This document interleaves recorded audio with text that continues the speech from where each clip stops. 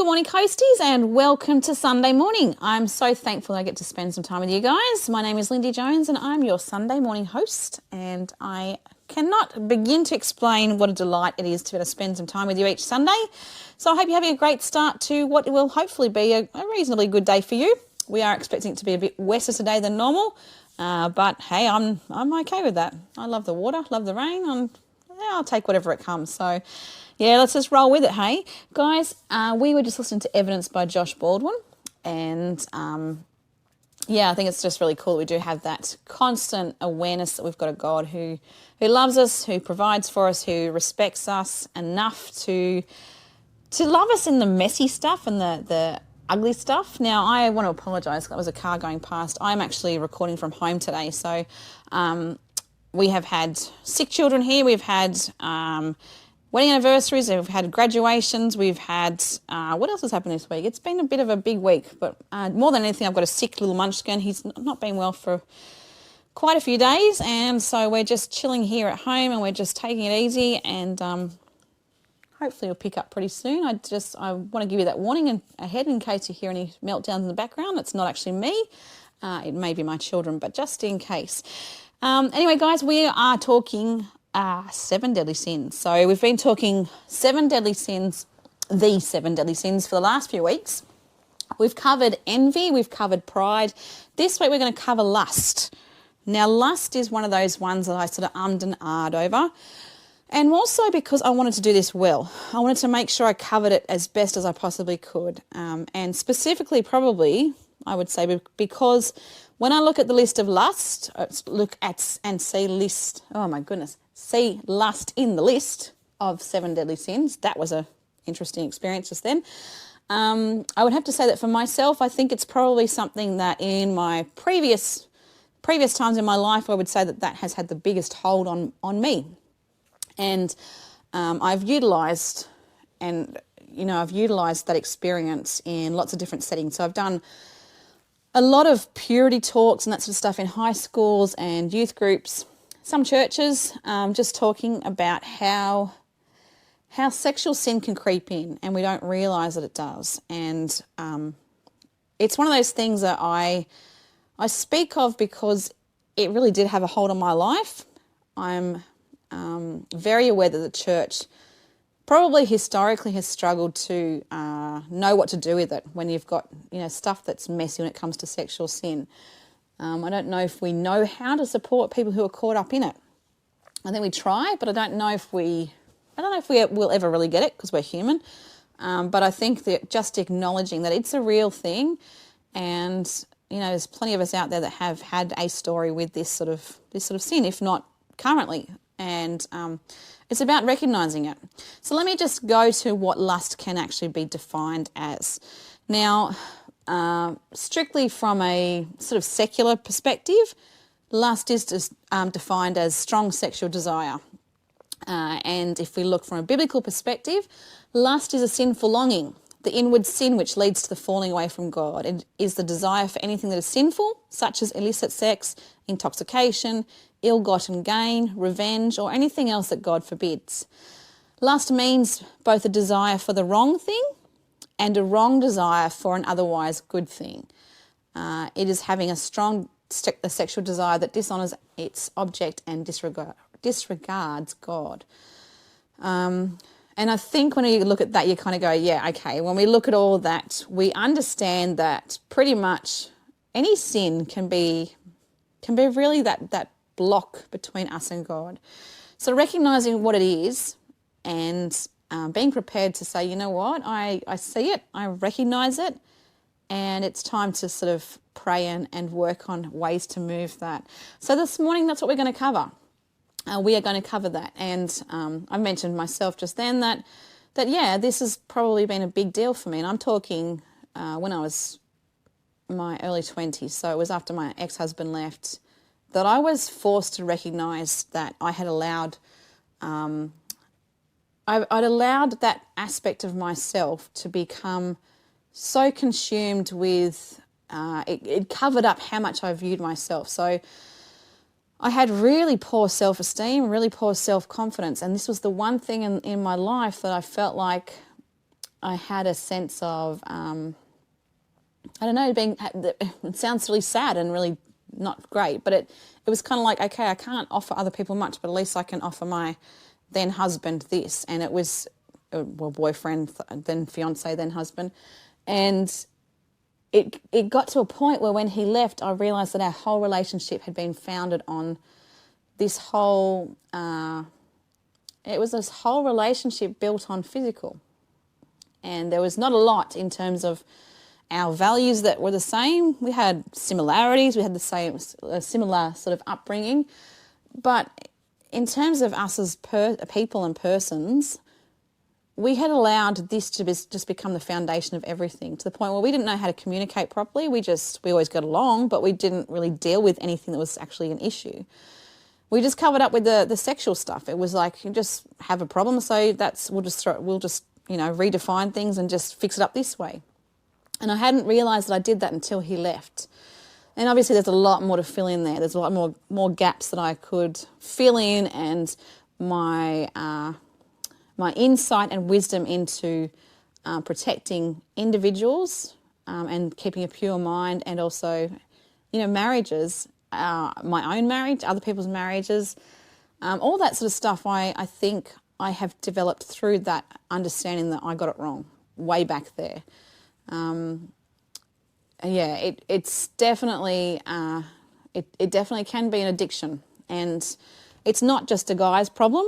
I will be the first to say that. We struggle with the concept of women actually struggling with this stuff, but it doesn't matter. There's no gender sort of specific thing here. It is a real deal when you're stuck in a situation like that where something has consumed you so much, and you are driven by what in this case is lust. Learning how to reframe that and break things down again is just the most challenging, but let me say rewarding and eye-opening experience, because you learn so much about yourself, and you learn so much about how much you actually need God's clarity and just his observation of how things have played out. You need that insight from him. So that's where we're going with this stuff today, guys. I am being as honest and as real as I possibly can, because I think we've hidden for long enough. We need to acknowledge that lust is actually something it's in our society. It seeps through us, through our families, through our marriages, through even our own heart. We're going to look at that ourselves and sort of examine that. But it's just something to be aware of, that, we're consumed by it as a society, and we're drenched in it, and we're almost at a point where I think we actually are at a point where we almost affirm each other if it's like, well, if you want to go and do that, go and do it. That's fine. But yeah, there's a much better way. Let me just start with some Bible verses from this morning. 1 Peter 5:8, be sober-minded, be watchful. Your adversary, the devil, prowls around like a roaring lion seeking someone to devour. Matthew 5:28, and I'll probably come back to this one as well from within different sections this morning, but let me just get to that. But I say to you that everyone who looks at a woman with lustful intent has already committed adultery with her in his heart. 1 John 2:16, for all that is in the world, the desires of the flesh and the desires of the eyes and pride of life is not from the Father, but is from the world. And let me just end with this one. 1 Corinthians 6:18, flee from sexual immorality. Every other sin a person commits is outside the body, but the sexually immoral person sins against his own body. There's a lot in it, guys. We've got a lot to cover this morning. I'm actually looking forward to it. I think it's nice to be reminded about the things that can just sort of weave their way in there and leave us kind of going, oh, okay, we've allowed this to get between us and God. So I'm going to see you guys after this. After a little bit, but in the meantime, enjoy this. It's But the Cross by Ben Fuller, and I'll see you before too long. That was I'm Going to Live, and my goodness, isn't it great that we are going to live? We're going to live with a God who is going to be with us for eternity. We're going to be with him for eternity. If we have that relationship with him, guys, I really urge you, if you've got something that you need to sort of explore with God today, do it. Absolutely do it.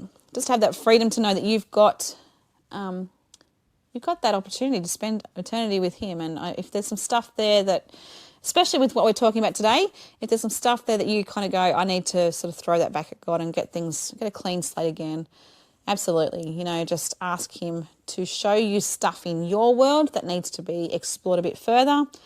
And it's never too late while you've got air in your lungs to ask for a fresh start. And I hope and pray that you can do that. And I think that's a continual thing. Obviously, we can have that assurance that once we kind of just go, you know what, God, I've messed up, I need your assistance, that God's got us. But that's not to say that we don't lose our way sometimes, and we do need to just sort of redivert and go, all right, sort me out again, God. I'm ready to see the things I need to see. This morning, guys, we are talking lust. So that's a big one, isn't it? Sunday morning, you're like, oh, hang on a sec, I'm just driving to church, and what are we talking about? Lust. Hang on. Okay, yes, we are. We are actually talking about lust. We are talking about lust because we're talking about the 7 deadly sins over the next few weeks. So we've covered envy, we've covered pride.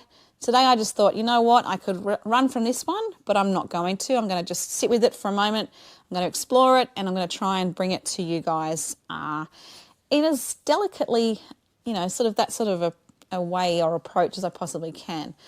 I know it can be a bit tricky when you've got little people in the car with you, so I'll try and be as respectful as I possibly can while covering this. But I just think it's just really important to just acknowledge what God values in terms of the way we do life and the way that we hold ourselves where it comes to the sexual part of who we are, because, my goodness, he has created us to be that way. 2 Corinthians 7:1, therefore, since we have these promises, dear friends, let us purify ourselves from everything that contaminates body and spirit, perfecting holiness out of reverence for God. I'm going to throw a few more out there. This one might actually be more appropriate for where we're going in this particular section. 2 Timothy 2:22, there's a lot of twos there. So flee youthful passions and pursue righteousness, faith, love, and peace, along with those who call on the Lord from a pure heart. Colossians 3:5, put to death, therefore, what is earthly in you, sexual immorality, impurity, passion, evil desire, and covetousness, which is idolatry. I don't know if I've read this one before, Galatians 5:16, but I say, walk by the Spirit and you will not gratify the desires of the flesh. Now, this is a big one. I have this week been exposed to all sorts of situations or sort of scenarios, I guess, that have made me go, wow, lust covers so much. And trying to work out where to go with this and sort of fit it all in, I'm just like, well, I just felt like it was just kind of go boom, boom, boom, boom. There's just one thing after the other just going, no, what about this? And hang on, Lindy, think about this. And, this is another aspect of stuff that we're seeing in the world that's popping up as a lustful desire, like that need to just follow through on what lustfully we are, whether it's us as individuals or as a society accepting, and just chasing as the norm. So it is a really big one, and I'm trying to condense it as much as I can, but I tend to kind of sit there and go, oh, but I want to speak on that. I want to sort of challenge myself on that, and all that sort of stuff. But I've decided to break it down as best as I possibly can. And I want to, in this section, just talk to those of you who happen to be or may be single, or perhaps looking at getting into an engagement or getting married.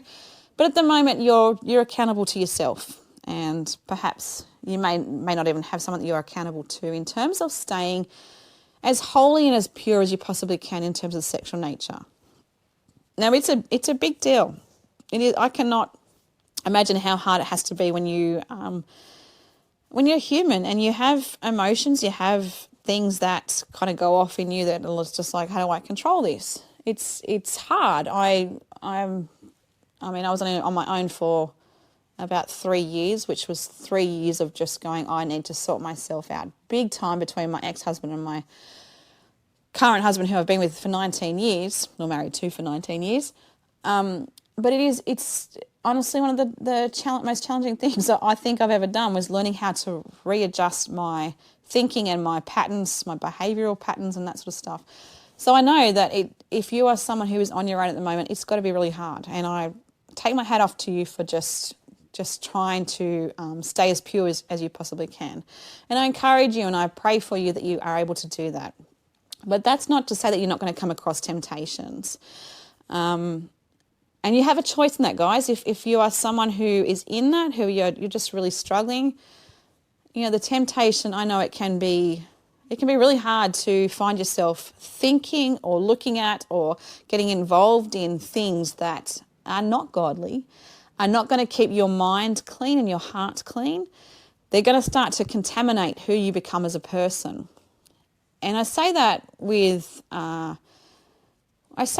complete understanding, but I also know that, my parents were 20 when they got married, and even if I speak to them now, they're reflections on that time when they were first married. It was all so new for them.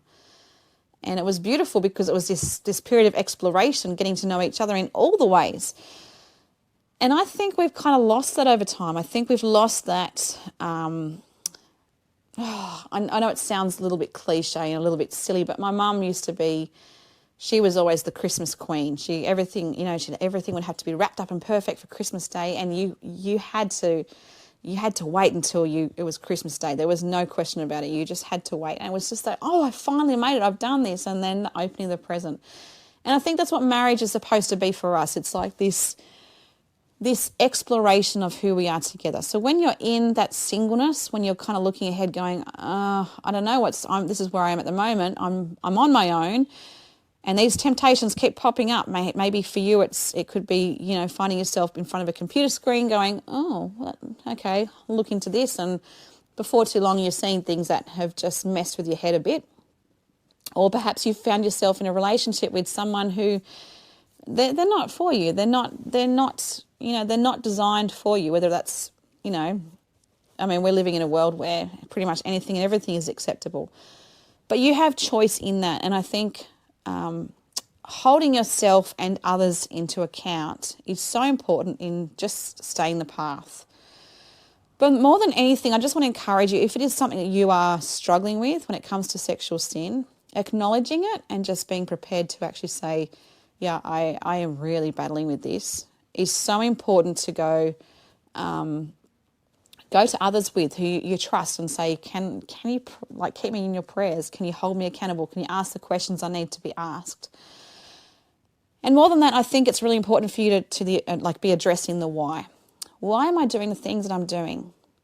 If I find myself, or if you find yourself adopting patterns, like maybe you are slipping off to the office to find yourself sitting in front of a computer screen. I'm using this example again because I know it's a very real scenario. I know that happens. But if you're finding yourself to escaping to find yourself somewhere where, you can close the door and there's a whole other world out there in internet land, let's just call it that, that is not going to encourage a pure mind, then I think you need to ask why.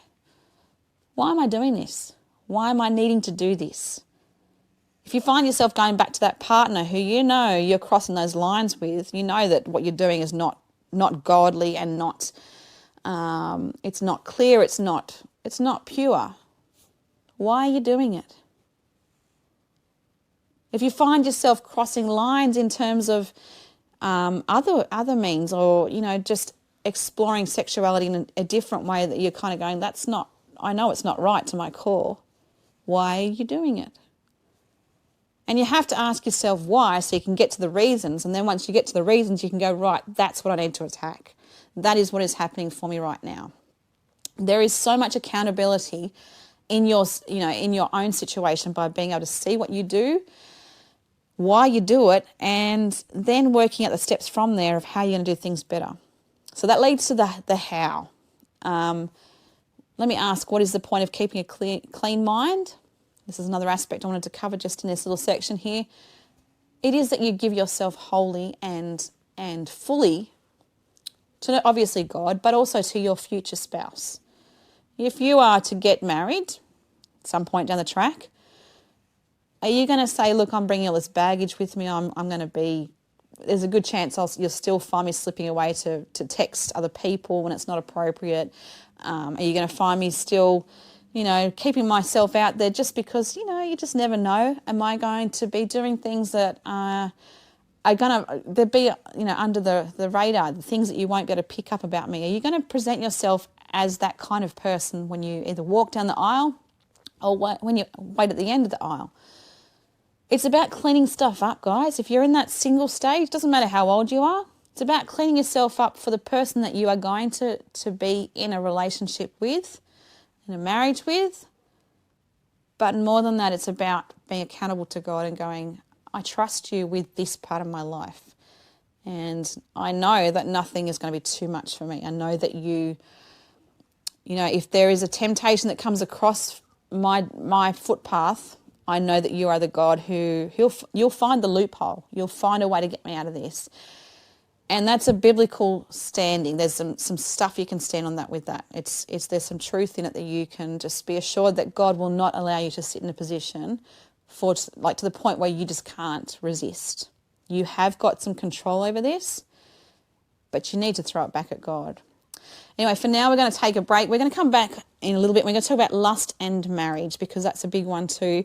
And it's sadly a very real thing we need to be thinking about. But for now, guys, this is Build a Boat by Colton Dixon. I'll see you really soon. Morning again, Coasties. I'm Lindy Jones, your Sunday morning host. We were just listening to God Forever by Aisha Woods.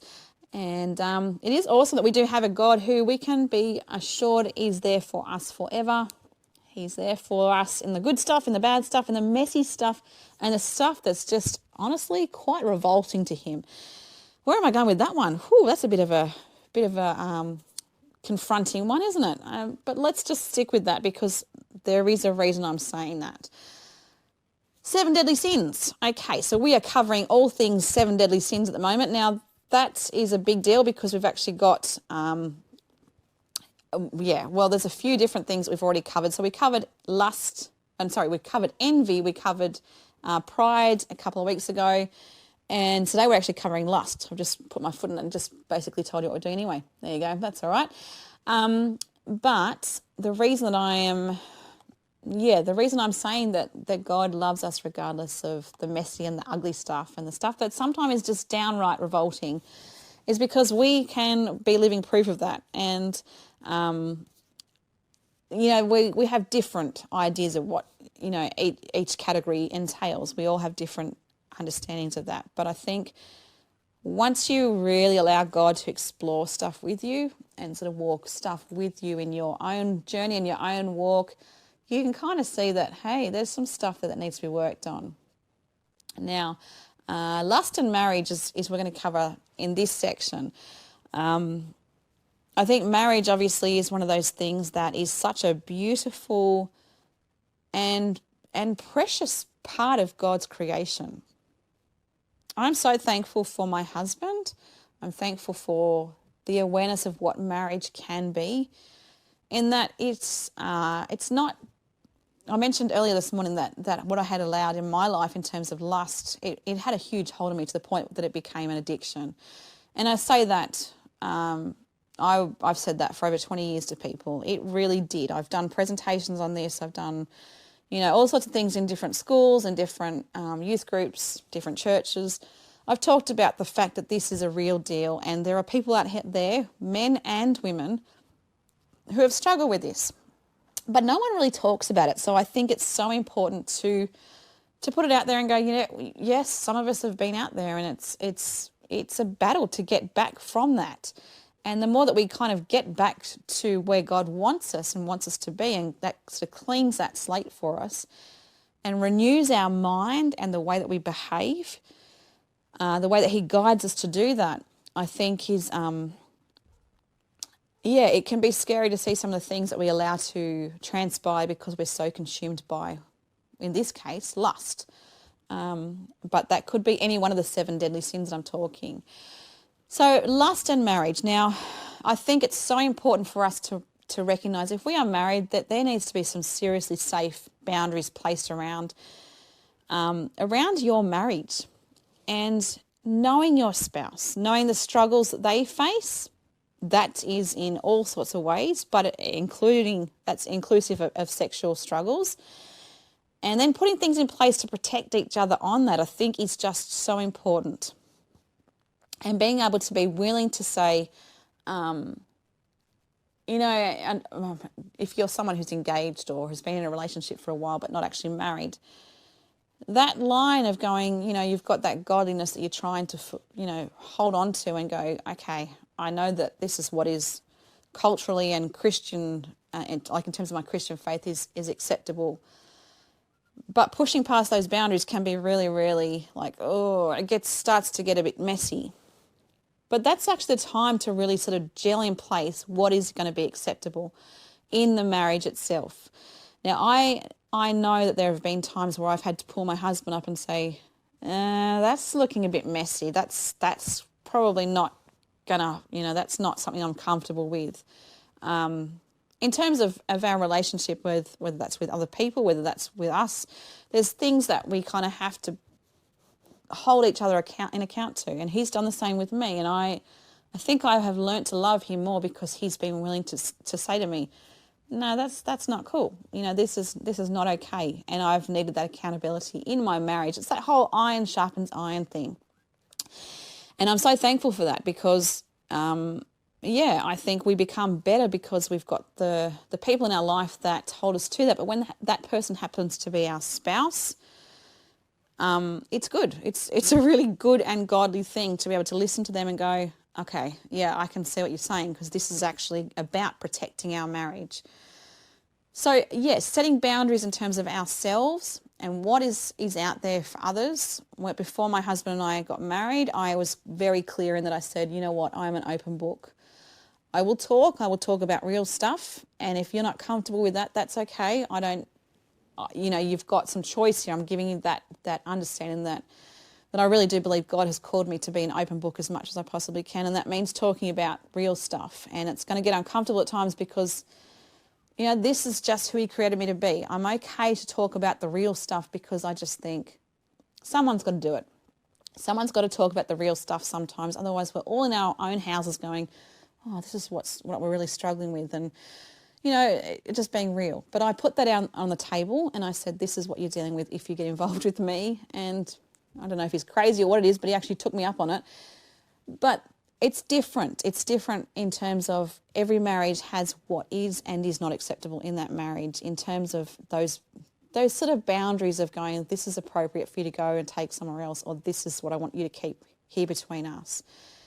And that flows into the sexual aspect of like any relationship as well. It's what's appropriate here, and learning each other and protecting each other on that. Now, when there's stuff that flares up, when you see someone, if you're in a marriage where you kind of notice that, hang on, my spouse is spending too much time with this person, or you notice there's text messages that have come in that you think, oh, I'm not comfortable with that, or you notice that there's actually something missing between your relationship, like between you in your own relationship. There's something kind of gone amiss. They're not noticing you. They're not connecting with you. Something doesn't sit right. And I think you know when that is. You get a sense of something's not right here. I think it's really important whether it's you being the witness to what is happening in your marriage, or whether you are the person who is almost oblivious but caught up in whatever actions you're taking that are not within your marriage. It is so important to look back into your marriage and go, what do I need to clean up here? Why am I drawn to that person? Why am I drawn to, this? It may be just a visual thing. It may be something that you kind of find you find your eyes turning where you're kind of going, oh, that's quite intriguing, or that captivates me in some way. Lust is driven, especially, I know this tends to be a male thing, and the visual can be a very big aspect of how they are kind of, the attention is drawn to something else from the visual. But it's about creating the awareness of what it is that has triggered that for us, and then digging a bit deeper. Why am I not as engaged in my relationship, in my marriage? Why am I not giving that time that is needed to my marriage at this moment, but instead I'm actually drawn to this person over here? Why? What is happening there? And there may be issues of rejection. There may be issues of boredom. There may be issues of, all sorts of things. But again, if we look at the aspect of lust and how it seeps in, we address the why, then we are left to find out, what it is that we're actually dealing with. And when we're dealing with those sorts of things, we've got something to work with. So why am I doing the things I'm doing? What's in it? How am I going to change it?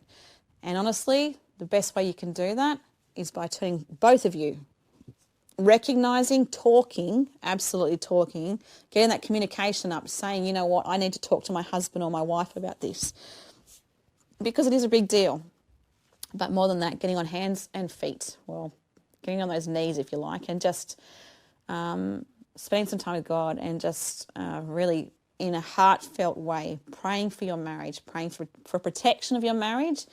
And I know here at MSCC that one of the core sort of values that we have is in protecting the family. So if we are encouraging you guys, and ourselves, we're no different. But as individuals, that check-in, is lust kind of seeping into my marriage? Is it seeping into my singleness? Is it warping the way that I'm thinking? Is it getting a bit dangerous with the people that are around me? Do I need to cut myself off a bit? Do I need to sort of back off so that I can hear God again amongst it and just not get drawn to something? And actually I am drawn to this, but why am I drawn to it? And if I can find why I'm drawn to it, then I can find how I'm going to do this differently, how I'm going to resist this. I think it's just really, really important that you just really be very careful. I'm just looking at, I've got a list of different Bible verses in front of me at the moment. One here, I've only got half the verse, but it just grabbed me a second ago. Proverbs 6:25, do not desire her beauty in your heart and do not let her capture you with her eyelashes. Play smart. If you see the things that are going to be causing you to be in a position where you're sort of drawn to another person or another situation, if it's not of God, then it's time to do some serious work. Don't get fooled. Don't get trapped in it. Be smart. And that's where we're going to leave this for now. Welcome back, Coasties. I do hope you are having a beautiful morning. Jesus happened. Apparently he did. And that was Baylor Wilson proving that through that song.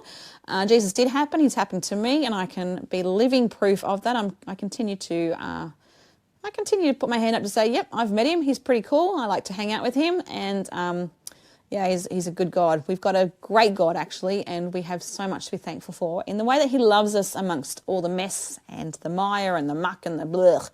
And we're talking like that sort of stuff today, actually. We're talking about how lust can actually be, it can be a big part of our life, and we have to learn ways that we are going to cut it out. We're just going to get things, back to as clean as we possibly can.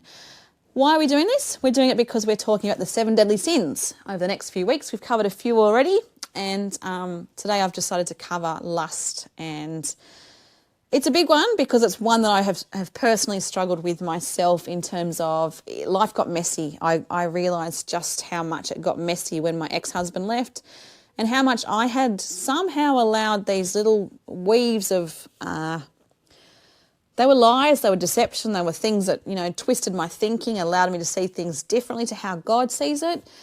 And it was only through my ex-husband walking out when my kids were tiny, that I suddenly went, you know what, I've got some business to do here. I've got some work to do on myself. I need to get myself clean with God. And I didn't actually realise just how bad it had become until my ex-husband left, and I suddenly was left to go, oh, there's some stuff here. And it was hard. It was really, really hard. I think that's actually an understatement. It was a big deal. But I guess the point of that, just me sharing that story from my personal experience, is just how innocent things can become, or how they can start off, I should say, and how they can merge into bigger, more powerful, more controlling scenarios that actually make things a whole lot more uncomfortable.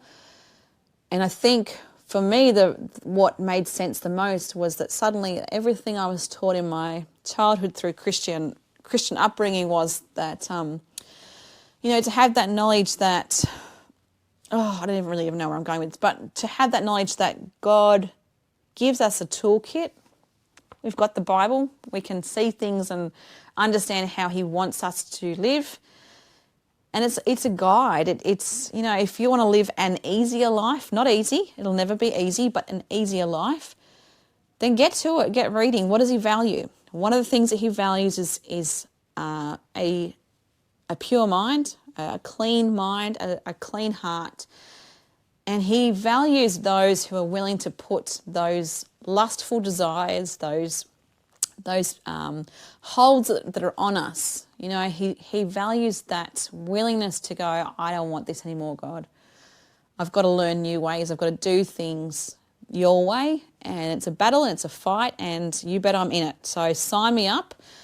I'm going to do this because I know that you value this. I know it's important to you. I know that actually it means that I'm going to have an easier life. Things are not going to be as messy. I'm not going to have to remember the lies that I told, or, try and remember the other things to consider that might impact me physically or psychologically, emotionally or spiritually. Colossians 3:5, put to death, therefore, whatever belongs to your earthly nature. Sexual immorality, impurity, lust, evil desires and greed, which is idolatry. Exodus 20:14. Now, this is back in the beginning of the Bible, guys. If you, as I said last week, getting to know the Bible can be a bit tricky, but Exodus is back there. It's back at the beginning. You shall not commit adultery. Pretty simple. Hebrews 13:4. Marriage should be honoured by all, and the marriage bed kept pure, for God will judge the adulterer and all the sexually immoral. Keep it clean, keep things right, keep things justified, value your marriages, pray for your marriages, pray for each other's marriages, pray for those who are single in your life. Pray, pray, pray, and that's all I can say is that there is just so much need for us to be looking out for each other because, and this is where I'm going with this section, the stronger that we are as individuals, the stronger spiritually that we are as individuals, the stronger our marriages are going to be, the stronger our families are going to be, the stronger our churches are going to be, and the stronger our communities are going to be. It is about building upon building upon building, not for numbers, but for genuine hearts that have this yearning for God who, that's where it starts. It starts by recognising where we've gone wrong. Now, for those who are like me, who have allowed or are currently allowing lust to be a part of their life, if it is taking control to a point where things are just so blurry, where you can't see right from wrong, then it's time to call time out. It's time to go, I need to get things right here. If you are in a marriage at the moment and you find yourself straying from your spouse in one way or another, it's time to get on your hands and knees and plead for forgiveness, ask for clarity of where you want to go together. You need to have those tough conversations. You need to say, if you're someone who's been sitting there waiting for your spouse who has been doing this stuff, you need to tell them straight out exactly how you've been impacted by their behaviours or their choices or their decisions. There needs to be accountability there. And if you are someone who is on your own at the moment, if you've got friendships, you've got those in your church, you're going to have to get real. If this is the stuff that you are struggling with, you're going to have to go deep, go real, and be as honest as you possibly can. Forget the pride, that's got to go. Forget the stuff that you want other people to see about you, because it's got to go. You want a heart for God, you're going to have to channel it as much as you possibly can and say, God, show me the stuff that is disgusting to you. Let me, give you my whole life. I want you to chip away at the stuff that's stopping me from having a real and authentic relationship with you. Because, my goodness, when we get that, we can look back and the things that we approved of. Oh, my goodness, guys, I literally have a Bible verse sitting in front of me right this moment. As I've said those words, I looked across my screen and something's popped up. But anyway, I'll get to that in a sec. But the things that are repulsive to him, we start to understand them as repulsive. But Psalm 101:3, I will not look with approval on anything that is vile. I hate what faithless people do. I will have no part in it. And this is what starts to happen, and it can be scary if you're someone who's been consumed by something like lust for a period of time. There can actually be an element of fear that takes place amongst all this. it can be a little bit like, what am I going to look like on the other side of this? If I really let God step in and actually be a part of this and change me and my heart, what are things going to look like on the other side? And there can be a fear in that. But we don't have to be fearful, because we are understanding more and more what it is that God values and what he loves and why he designed things to be the way that they are. But God has designed us, and I really believe that this is a scriptural thing, that he has designed us to love each other, to be committed to each other, to, in every way, do life together. And God doesn't call us to just, throw ourselves out there for anyone and everyone to, there's a level of expectation that he has on us and our marriage, and we should be nurturing it in every way as much as we possibly can. That's our marriage, that's your marriage, that's the marriage of the neighbours down the road. Keeping ourselves completely pure as much as we possibly can. Because my goodness, we've got a lot to learn from each other, and the way that we change in our lives, we are continuously growing and changing. So we might think, I'm only married to one person, when the world's telling us we should be trying and buying anything. But the journey that you have with one person, if you are someone who's married, there is so much to explore, and it's about rethinking and reworking and seeing things as beauty in the way that God sees as beauty. And the world will tell you that what you strive for is different to that, but for your own sake, it's just so important to remember what God values. And really, I know that I'm leaning towards the marriage part of this today, but look at your spouse. What did you fall for? What was it that you were drawn to the most when you first met? What are the things that captivated you about that person? Was it the humour? Was it the need to acknowledge each other? It may have just been that you finally felt heard or seen, or was it their smile? Was it what was it? It's so important to go back and go, this is what I'm drawn to. If you feel like things are getting stale and that's what's triggering you, if you go to the why, if you like, and the why is because I'm bored, or I'm, in a sense of a period of unease or whatever, you've got to go back. In your marriage, that is what is of value. I know I've waffled a lot, but I hope there's been some stuff in there that you kind of are left to consider. What is wholesome? What is pure? What is it that God wants for his people as individuals, and his marriages and his families? And I think you'll find that much of what the world tells you is what is beautiful is probably nothing like that at all. Get to know your scriptures, open them up, and read for yourself. What is it that God really values? Anyway, guys, I'm going to go for a little bit longer, or take off for a little while, I should say, and I'll be back in a little while. That's what I meant to say, but did not come out. So I will see you soon. Hey, you coasties, welcome back. I'm Lindy. I'm here at Rema CC, and I just want to say a big welcome to Sunday. Fantastic day it is. It's an opportunity that you can get up and kind of meet and greet neighbours. You can go and speak to friends from church. You can connect with those in your world, and I hope you get a chance to do that, actually. I really do.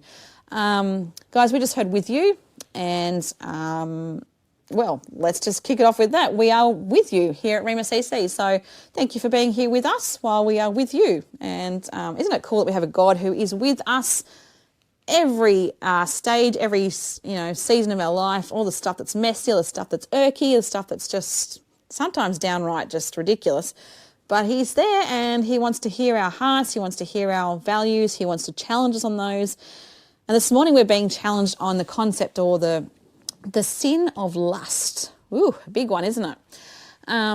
We are talking 7 deadly sins here on a Sunday morning, and we have been talking, 2 weeks ago we spoke about pride, we've spoken about envy, we're speaking today about lust, and it's a really big one. I said just earlier that I've struggled to work out where I go with it, because in this 1 week I've had all sorts of examples of lust that have been sort of bombarded at me from different realms, different ways, different things happening in my own world, but also even across the globe, whether it's just through social media or stuff like that, where you kind of go, ooh.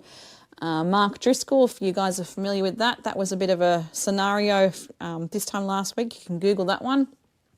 But he was basically talking about the spirit that drives lust and things like that. And I've been in contact with people who have been involved in, very short-term affairs this week, relationships that have been threatened through actions of one partner. I've seen friendships that are kind of evolving a bit too strongly when there's a marriage that can be impacted by that. I've seen a lot of different things that kind of go, ooh, and it's strange how it can just change so much. It really, really can. There's just so much that I could speak on in that, but I'll just try and stick with where I'm going with stuff this morning. Now, the reason I'm talking about this is because as individuals, it is so important for us to get ourselves right with God. The element of lust that can creep into our lives impacts our marriages. Whether that's when we're married, it doesn't matter if we're married or not. If we're single, it creeps into that because our brains, the wiring of our brain actually changes through the experiences that we have. The chemical releases that we start to experience through the exposure to different sexual experiences, whether that's, in secret or whether it's out there and exposed to other people or involves other people, it changes how we think. It changes the wiring in our brain. And so there's a lot of stuff that we have to unpack if things get too messy or even just messy. Let's just stick with that. But by embracing what we've been exposed to, what we've exposed ourselves to in terms of flipping it back and going, God, this is the yucky stuff. I recognise that I have allowed myself to get involved in some way. It's kind of one of those things that it can be scary. I will give it that. Sorry, that's my son. I've got a sick little man here at the moment, so I'm just making it work, but that's all right. So it's kind of one of those things that we need to be so mindful of how it impacts who we become as individuals, because it does impact our mind. Then it impacts how we interact with each other. It impacts our marriages, and it's about building stronger families, stronger communities, stronger churches. Now, the church has a role in this. We've got to hold each other into account. We've got to be able to be there for each other. We've got to be aware of what is happening for us in terms of the things that are temptations for us. And our church should be the place where we can be safe enough to say, I am really struggling. And I hope and pray that here on the coast that we can be open to hearing that. Because to see transformation, we need to get behind those who want to make transformation. It's one of those flow-on effects, and we have an accountability. If we have an accountability to other people, then we are more likely to see a fruitful change throughout really our society. We don't realise how much this can impact us. We need to be open to hearing the yucky stuff that people are involved in. We need to be open to hearing the stuff that it chips away at other elements of sin too, because these sins they tend to sort of weave into each other if we're not careful. And we need to be a place of forgiveness and restoration, and that can be really, really hard. Now, I know for me, that may mean confronting stuff that you are seeing in another person. Do it with gentleness, do it with kindness, but do it with a sense of real love, in that you are conveying to the person that you think is caught up in some stuff, whether it's sexual sin or if it's yourself, that going ahead and saying, I need to be able to tell you something, and having that response of, right, I'm not going to allow you to keep doing this to yourself and your family or whatever, because, you need to be held into account. And, it's just so important to have that. I don't know, I hope that made sense. But what I'm saying is that we just need to be very careful with how we handle it, because we've got people who are fragile, and we want to encourage their continued growth and their continued strengthening, and just continued willingness to serve and open themselves up to God. We are accountable to each other, guys. We are a church. We are a church. We're the church. Doesn't matter which building we go to today, or if we're sitting here behind, our cars or whatever, and we're hearing what's going on on the radio. It does not matter. We are the church, and we need to be a movement that says, it's okay to experience temptations. It's okay to experience things that pull us away from time to time, but we've got to hold fast to what is important to God, and that is purity. That is a sense of, accountability to each other, obviously, but it's also that clean slate in all the ways, not leaving one room that's just we'll leave that alone and we'll just pretend that doesn't exist. If lust is a part of your life, or someone if it's something going on for their life, it's time to clean house. It's time to get busy and get that stuff out so you can actually have a really good, fulfilling and open and real and raw relationship with God. Get on your knees today.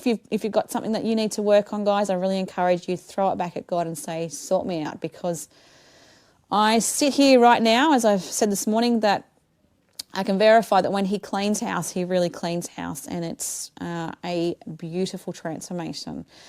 I hope you're going to have a great week. I am going to look forward to seeing you guys next week, and thank you for putting up with all the different interactions that are going on in my background with kids just being kids.